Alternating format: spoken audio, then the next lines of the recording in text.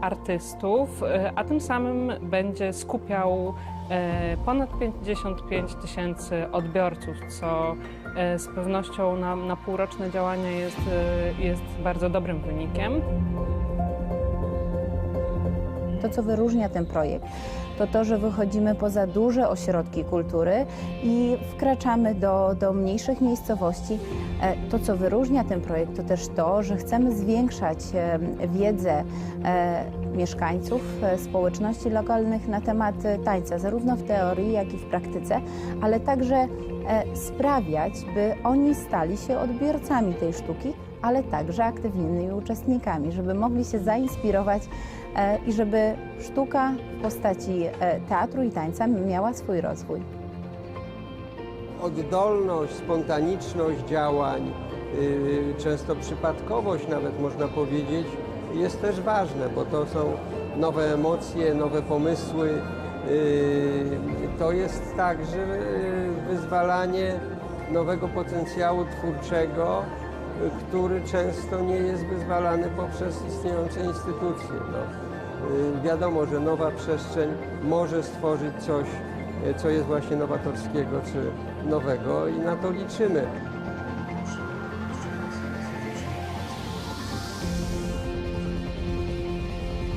Tutaj chodzi nie tylko o najmłodszych, ale chodzi też o dorosłych artystów, o twórców, którzy często nie mają gdzie pokazać swojej twórczości, swojego artyzmu. I chyba temu służy właśnie ten projekt, te przestrzenie dla sztuki. Miejmy nadzieję, że odbije się to szerokim echem i sam pilotaż zmieni się w duży projekt. Taniec jakoś tak zawsze był niedoceniony, a jak Państwo wiecie, taniec to nie ma oszukaństwa.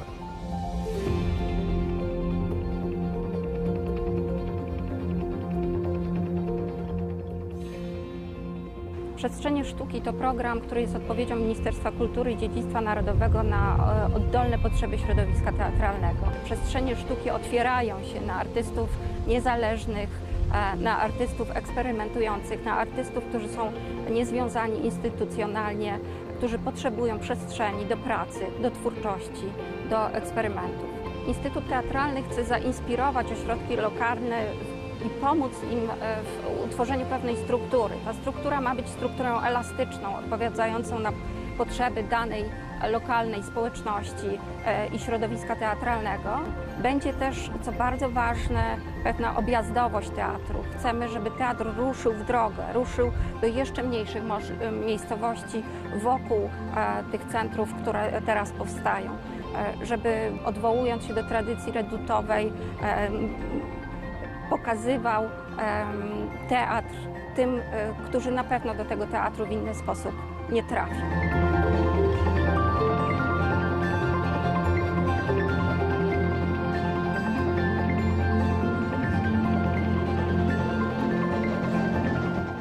W ramach przestrzeni sztuki powstaną także lokalne centra teatru. Bardzo zależy nam na tym, aby były one miejscem, w którym będzie rozwijana szeroko pojęta kultura teatralna. Czyli będą one służyć nie tylko twórcom, którzy są oczywiście bardzo ważni i dobrze, żeby mieli tam swoje miejsce, ale także lokalnym odbiorcom, lokalnym środowiskom. Założeniem teatralnych przestrzeni sztuki jest to, że ich program powstanie oddolnie. W tym roku program ma charakter pilotażowy. Mam nadzieję, że w ramach tego programu w przyszłości powstaną lokalne centra teatru we wszystkich województwach w Polsce. Dzięki ich działalności powinniśmy dowiedzieć się więcej o tym, jakie są lokalne potrzeby, o tym, jak wyglądają lokalne inicjatywy teatralne, a także dotrzeć z teatrem do jeszcze szerszego grona odbiorców. Traktuję program Przestrzenie Sztuki jako swego rodzaju przedłużenie innych programów Instytutu Teatralnego, takich jak Teatr Polska czy Lato w Teatrze, które służyły także upowszechnianiu sztuki teatru. Ten jednak program będzie miał charakter oddolny. Będzie wynikał z lokalnych potrzeb, z rozmów ze środowiskami w poszczególnych regionach, po to, żebyśmy lepiej wiedzieli, jak wygląda to bardzo bogate, bardzo żywiołowo także rozwijające się lokalne środowisko teatralne.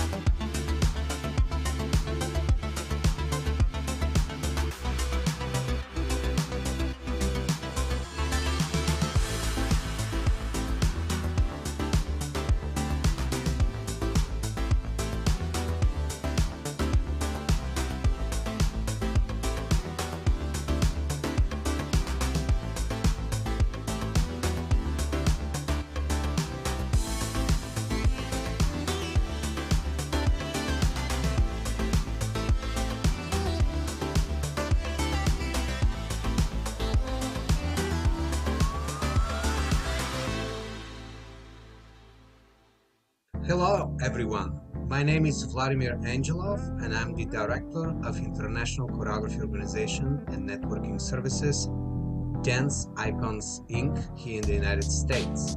Our friends in Poland have created this wonderful website that showcases the variety in dance in Poland. I would like to invite everyone to take a look at it, check it out, and learn more about what's going on in dance in Poland. Let's wish our friends in Poland best of luck, and we hope to see you soon again.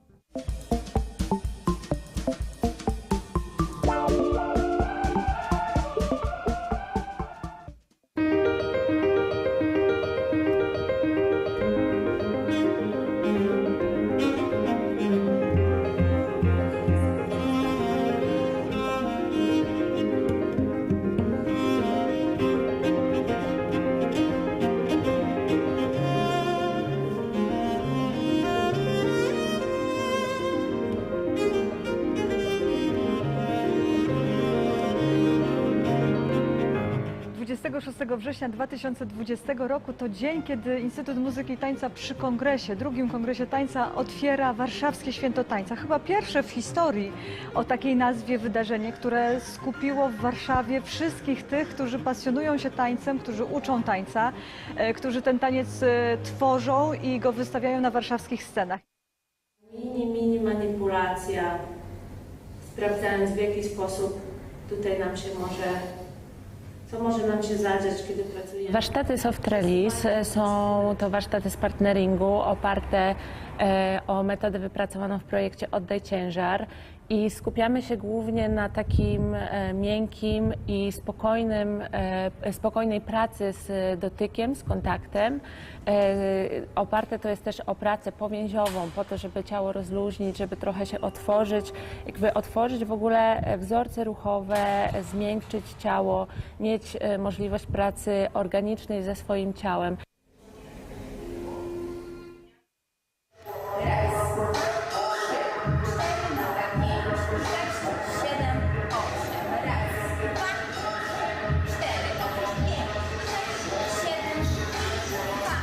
W tym czasie robimy choreografię, skomplikowaną muzycznie, ale sobie wszyscy dobrze radzą. Hop i odklej, i ręka, i hop, i slajd, i otwórz. 5, 6, 7, 8.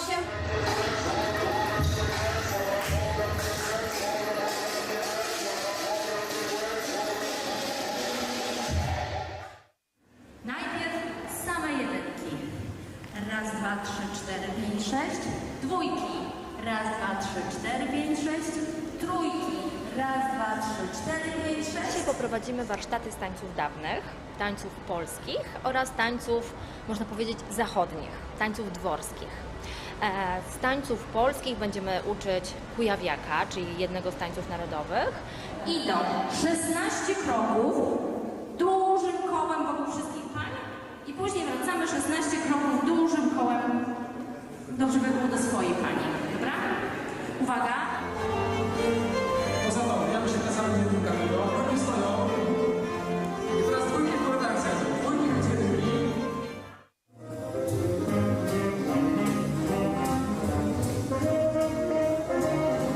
Mam go! Charleston i Authentic Jazz jest to taniec najradośniejszy ze wszystkich tańców, jakie możecie spotkać na ziemi. Jest to taniec dla wszystkich, w każdym wieku. Nie wymagana jest żadne zaplecze wcześniejsze taneczne. Przychodzą do nas różni ludzie z różnym doświadczeniem. Te tańce są bardzo wyjątkowe, ponieważ po całym dniu, kiedy człowiek jest bardzo zmęczony, wchodzi na parkiet, i nagle niesamowita energia w tą osobę wstępuje, niesamowita radość. Każdy wychodzi z naszych zajęć z szerokim uśmiechem.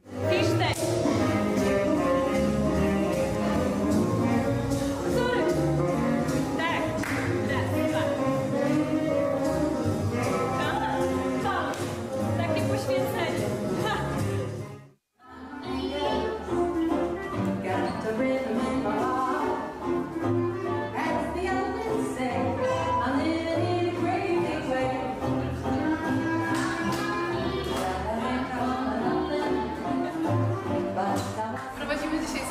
z Balboa, które jest najmniejszym tańcem swingowym, a też najszybszym tańcem swingowym. Także zarażamy Warszawę klimatem lat 20., 30. i 40. I touch, 5, 6, i 5, 6, 7, i swipe, i touch, i swipe, i touch, i swipe, i touch, para, ha, ha. Stańcie, tak jak uważacie, żeby spadała królewna baroku. 3, 2, 1. Mamy, bardzo dobrze. Super. I wszyscy wykonali zadanie absolutnie idealnie. Są to warsztaty skierowane zarówno dla dzieci, młodzieży, jak i dla dorosłych, żeby pokazać piękno baletu. Piękno, które nie zawsze wynurza się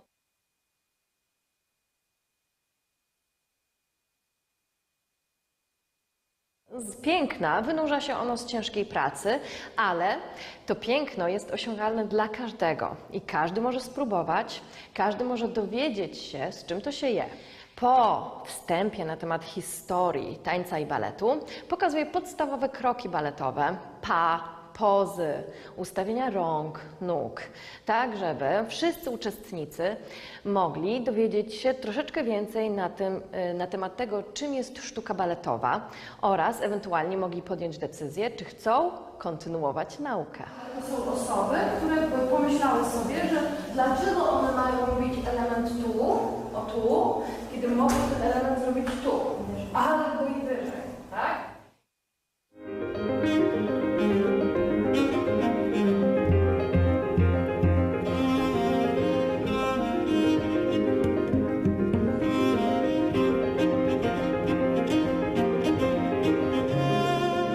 Najważniejsze w tym całym wydarzeniu jest to, że się połączyliśmy w Warszawie. Połączyły się komercyjne i niekomercyjne instytucje i organizacje. Środowisko niezależnych artystów się włączyło i wykonało wielką pracę organizacyjną. Instytut Muzyki i Tańca to wszystko zebrał w takie wielkie święto i demonstrujemy, że każdy tańczyć może, a taniec to radość i przyjemność dla każdego.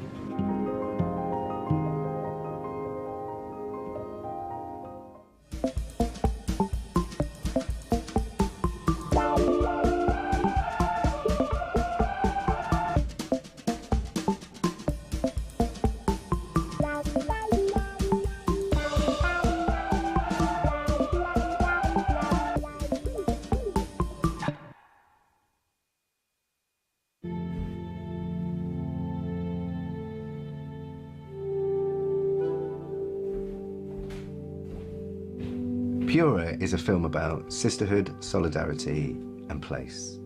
During the production of the film, we really tried to explore what it means to be isolated and struggling with the issues that women face in the world today, and what it means to come together through solidarity. And we wanted to use the expression of that through being kind of like what happened during the pandemic, where people were isolated by themselves, and then the freedom that you have in nature and finding each other. I first met Patrizia and Dominika in 2021, and I was immediately inspired by their relationship with each other, by their questions and their practice around sisterhood, what it means to be a woman, what it means to be connected to other women. So I was really delighted to collaborate with them again on this film. What really inspires me about Patrizia and Dominika is the way they support each other, both in terms of their communication and in terms of their movement practice.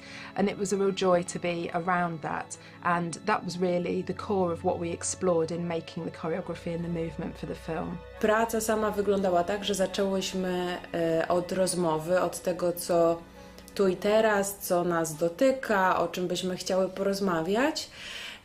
I Kate zaproponowała nam napisanie listów miłosnych do własnego ciała. I to był taki punkt wyjścia do naszej pracy nad choreografią.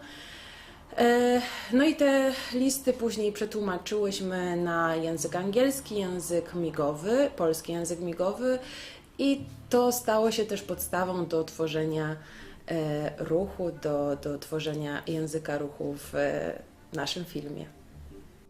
Dzięki temu, że wcześniej mogłem podglądać to, co robi Kate razem z aktorkami, to miałem już jakąś wizję i postrzeganie tego, jak będę chciał to przekazać w kamerze.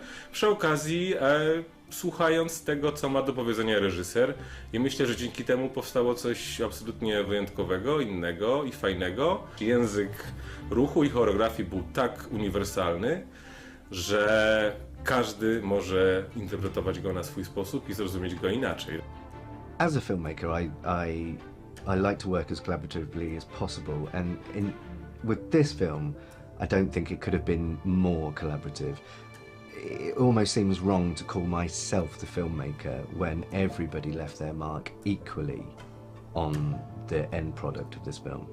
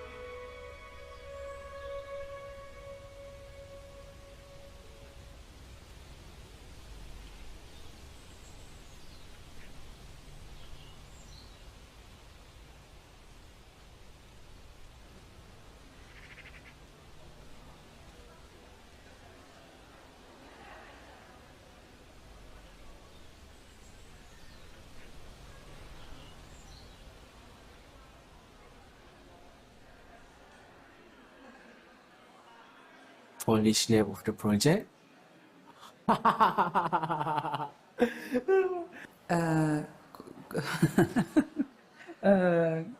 Corsican dance?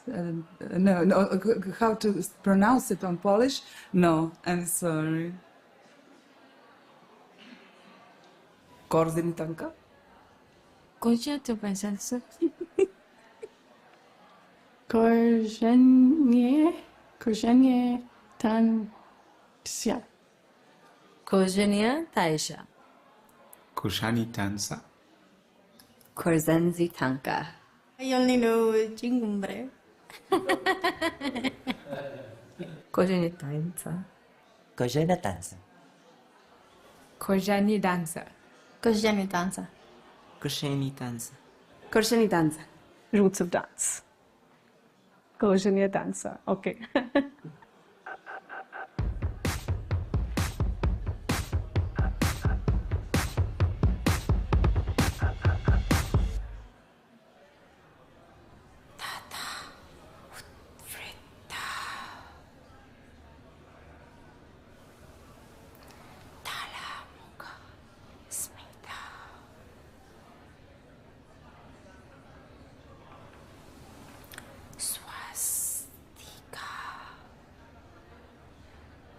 Aveshtitam, udveshtitam, vyavartitam, parivartitam.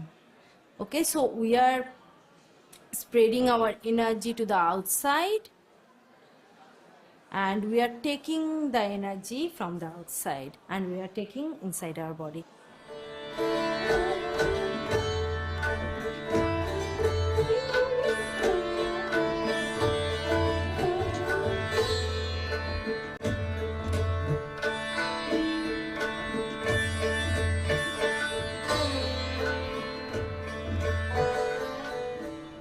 So it is kind of mostly between a form and formless.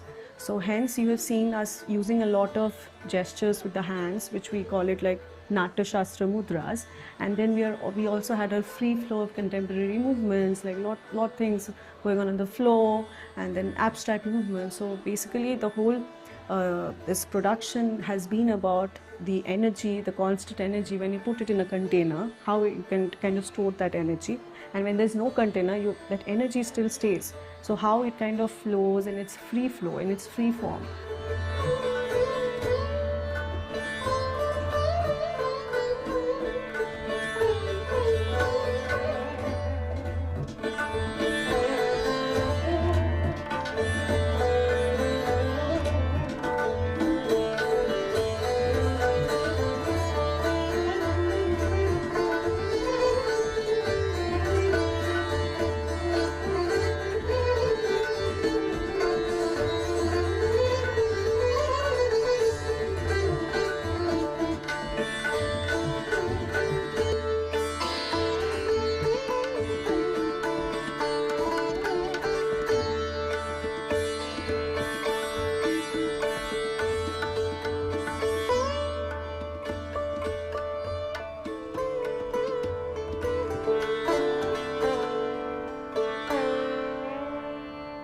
Projekt Roots of Dance jest bardzo znaczący pod wieloma względami.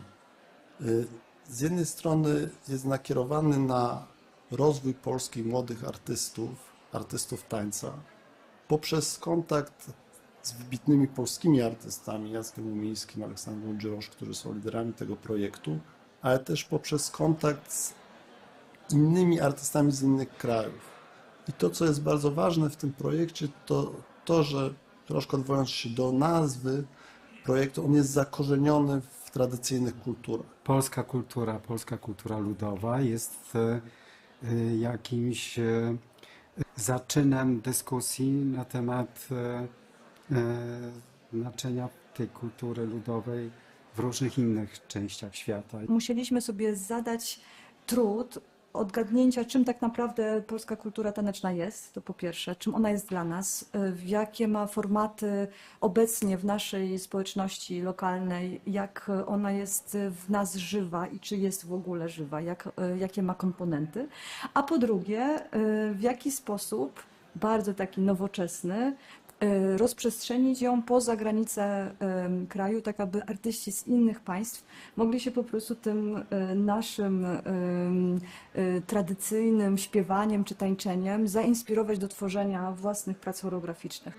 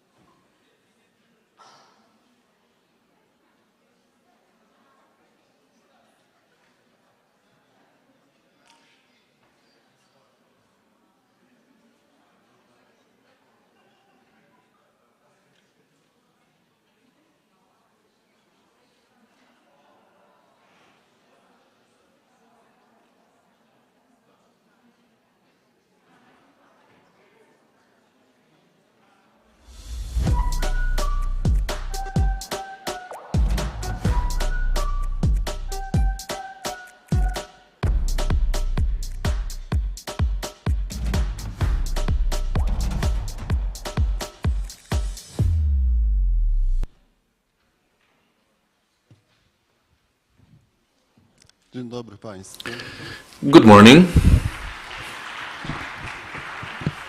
Witam serdecznie wszystkich uczestników trzeciego I would like to welcome zgromadzonych all the guests to the third Dance Congress gathered here in the Silesian Museum and all our viewers watching us online via the YouTube channel of the National Institute for Music and Dance. I am the Deputy Director of the National Institute for Music and Dance. Right now I'd like to ask the director of that institute, Mr. Lech Dzierżanowski, and the director of the Polish National Ballet, Mr. Krzysztof Pastor, to take the floor and open this event.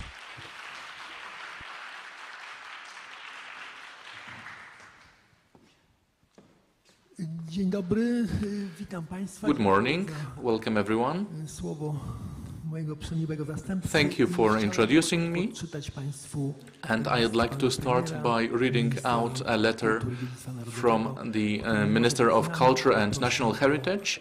He can't be today with us, but he asked me to read this letter out. Deputy Minister of the National Culture and National Heritage, dear organizers, dear ladies and gentlemen, it is for the third time that the community of dance is gathering to discuss jointly and to propose new development directions for this ethereal form of art. The first Congress of Dance was a pilot project to create space for specialists from different areas of culture and for debate on the condition of dance in Poland Poland. Its purpose was to prepare the program for development of that art. Over the next years, we've been working intensively to implement those ideas and projects. During the second Congress in 2020, we had already achieved some effect, and I am very satisfied that we have now a regular meeting. What binds these congresses is the idea of community and allowing all the persons connected to the dancing culture to speak their minds. The objective of this event is to discuss the future of dance and to evaluate the activities devoted to dance. I am sure that the execution of these assumptions will result in recommendations and formulation of conclusions for further conduct with regards to art and dance. Polish dance, we are proud of it. It is meaningful on an international scale. It is thanks to you that the position and value of that area of art that has been growing. Dance, through its universality, it does not create barriers, it just gathers artists, creators, enthusiasts. The choreographer and the dancer have the talent to express their emotions. The motto of this meeting is to discuss, to create, to act. And I'm sure that you'll remember this motto not only for the next 3 days, but also in the future in your work devoted to dance. I'd like to thank the organizers of this event, this very important event, very important for Polish culture. With respect, Piotr Gliński, Warsaw, the 19th of March, 2023. Ladies and gentlemen, that was a statement by the Minister of Culture and National Heritage, and me, on behalf of the Institute, I'd like to share some reflections. As you know, the Institute of Music and Dance has been operating since 2010, and for 2 years it has been called National, and this change in a name, well, it has been quite significant. It has resulted in a change in our statute and in the structure of our institute. It might seem a small change, but it is quite symbolic. Because when the National Institute of Music and Dance was established, the previous structure, meaning that the entire institute was governed by the director who was dealing with music and his deputy was dealing with dance, it was changed. As you can imagine, the original structure, it demonstrated that dance was always behind music. It was subordinate to music. Right now, we have the director and 2 deputies, one responsible for music and one for dance. That has changed, and it's important that you realize that. And it's not just a technical change; it has a deeper meaning.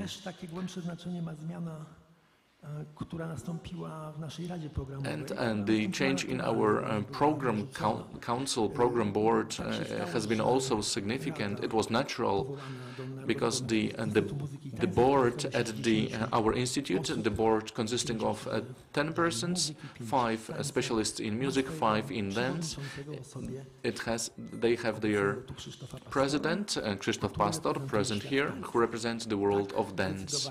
That was the decision made by members of the board, and it is also quite a symbolic choice. It was not forced in any way, because these 10 members were sure that Krzysztof Pastor is a person who is going to serve best the board of the entire institute. And now I'd like to ask Krzysztof to speak.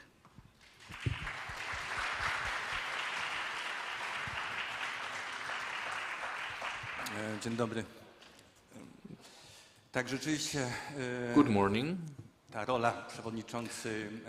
role of president of the program board of the National Institute of Music and Dance is an honorable one, because the board has advisory capacity.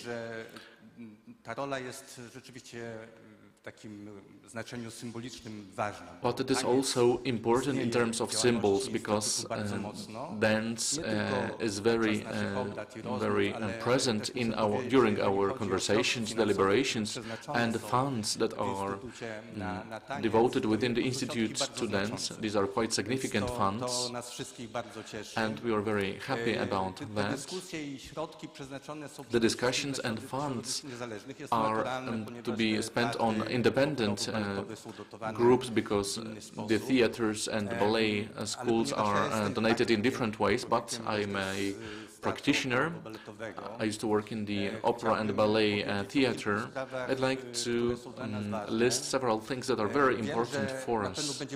I'm sure we're going to discuss a lot about the activities of independent groups, maybe some controversies, maybe some disputes. We are hoping to have disputes actually, so that we can discuss, draw conclusions, and so that later on we have effects of those talks, of those activities, because that's the most difficult thing to get. So myself, as a practitioner, I've been working in the Polish National Ballet for 14 years now, and 14 years ago I noted several issues that are important for the entire dance community, but especially for the ballet and opera theaters. Też przede wszystkim może w moim przypadku. Więc pierwsza taka rzecz, która się rzuca w oczy, to jest The first issue is the autonomy of those groups, ballet groups. What is autonomy? My point is not to have a great revolution. The autonomy means that these ballet groups should be treated in the opera and ballet theaters on a par with other artistic groups or teams, so that the heads of given ballet groups can make decisions on their staff, on their repertoire, so that they can have funds for promotion. And all these activities related to ballet should be determined by people of ballet. I know several directors of opera theaters. These are magnificent people, but I believe this issue, the lack of autonomy, has been as a result of some past experiences, some customs. I believe we need financial autonomy. Well, recently I participated in a meeting in Radziejowice with directors of these operas, and it was a meeting of directors of theaters,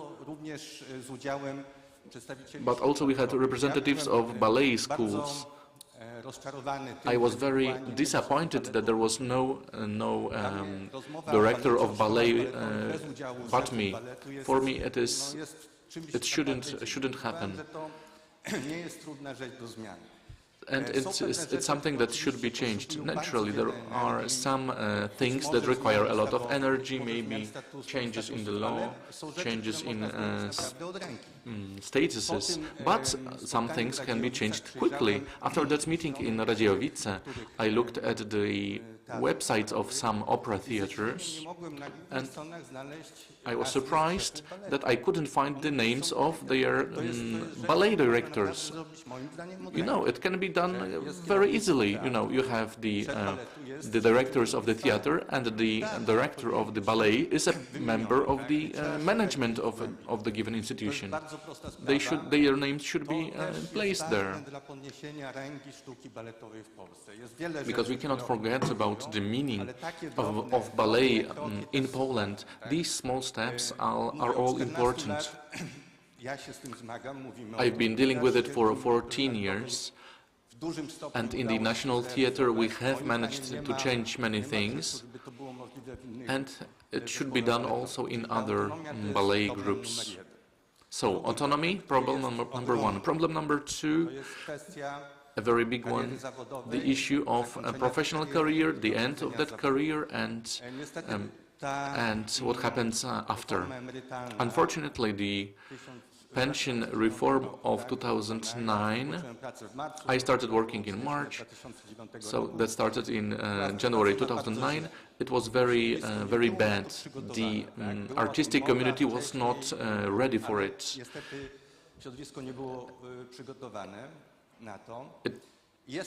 For what was coming. Now there are several initiatives, such as early retirement introduction, because in the past dancers had the right to retire at age 40 or 45. So there are some initiatives, and I agree with all these initiatives, but let's remember not to forget about the idea of a professional transformation for dancers, because I've been dealing with this issue for 14 years. From the very first month of my work, we started work on a professional transformation system. Since 2011, since 2015. All right, so in 2015 there was introduced a system of grants, of scholarships, and many dancers have benefited from that system. When I hear that the transformation system for dancers is demeaning for dancers, I am shocked, because this is now the only instrument that can help with professional transformation. I believe a dancer, that's the issue of awareness too. Maybe I'll go to that when I talk about education. This awareness is very important, and it should come from the director, such as myself. So the issue of professional transformation is not viewed in a friendly manner. Sometimes people are hostile when they hear about it, so it is an issue. But I know dancers who have undergone professional transformation, even those who were not sure at first, they are satisfied now. They found a different place in their life. They do not have to force themselves to keep on dancing. Because if you just work, because to work in a buffet, in a theater, that's not something that should be done for dancers. No. Pensions, yes. If they come back, early retirement, yes, I would be very glad if they were introduced again. But to be realistic, we've been hoping for 14 years for them to come back. They have not yet. The professional transformation system is incomplete, in my opinion. It's great for the Institute that we do have this system, that some dancers have benefited from it, but it's still incomplete. It should provide much more social security. Professional support is at quite a good level, but it still does not provide a full social security. I'll have a drink. Another issue is the issue of our work regulations. I apologize if you're not interested in this issue, but you know, it's still important.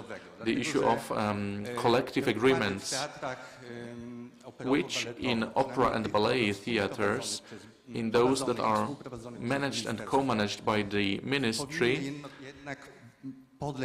they should be subject to some regulations, because they date back to 1970s, and many things there are different discrepancies. The issue of remunerations has not been dealt with.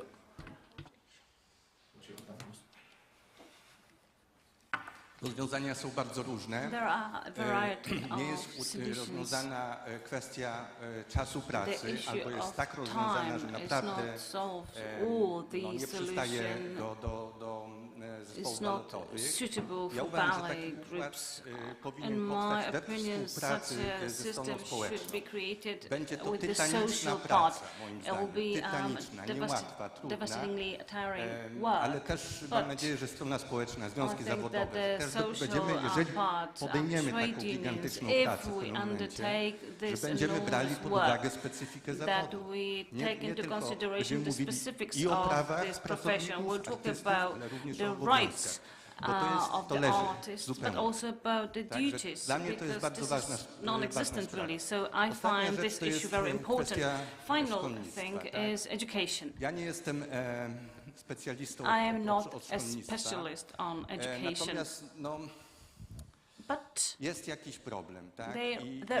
Jest problem z rekrutacją, pani dyrektor wie. Ja uważam, że kwestie przywrócenia, że przywrócenie emerytur w tej sprawie, tylko i wyłącznie przywrócenie emerytur w tej sprawie nie rozwiąże.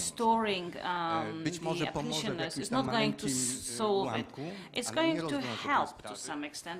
Jakbym był ojcem dziecka, w tej chwili ja nie wiem, czy bym chciał, znaczy ja jestem ojcem, ale w szkole baletowej, nawet wielokrotnym ojcem.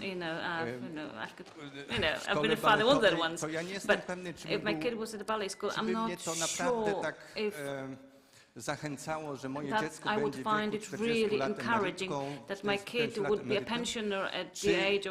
raczej bym myślał, że moje dziecko kocha tańczyć. Dobrze.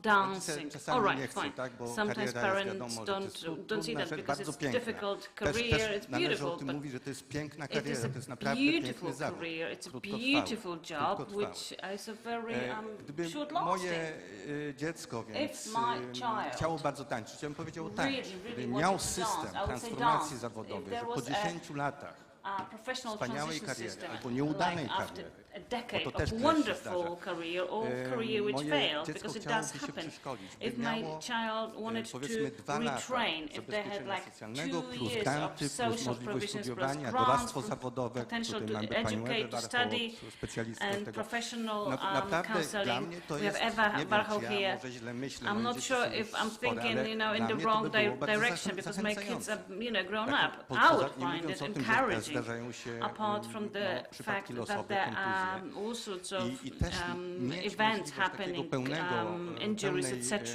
transformacji zawodowej, reorientacji zawodowej, to dla mnie to jest ogromna wartość. Pod emeryturami podpisuje się Yes, pensions, this is something I advocate, but let's not abandon professional transformation. Probably an education system. Recruitment is a problem, but we need to consider how we can implement. Nie znajduję teraz innego, ale I have like a word which is not very convenient. Przeprowadzić. Nie wiem, jak to powiedzieć. Ci którzy po szkole podstawowej zostaną dalej, powiedzmy, w klasach baletowych, inne pójdą w kierunkach modern, czy w kierunkach tańca ludowego, które ja osobiście uwielbiam. To jest pierwszy etap takiej, no jak ładnie powiedzieć, stage of, zmiany. help me word it. Of a change, tak? evolution.